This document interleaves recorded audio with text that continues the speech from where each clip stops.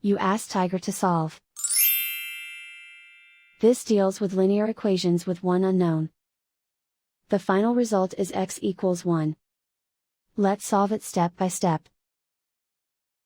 Group all x terms on the left side of the equation.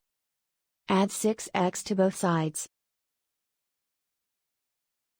Group like terms. Simplify the arithmetic. Group like terms. Simplify the arithmetic. Group all constants on the right side of the equation. Subtract 5 from both sides. Simplify the arithmetic.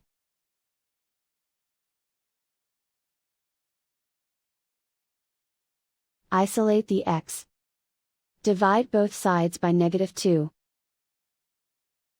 Cancel out the negatives. Simplify the fraction. Cancel out the negatives. Simplify the fraction. And so the final result is x equals 1.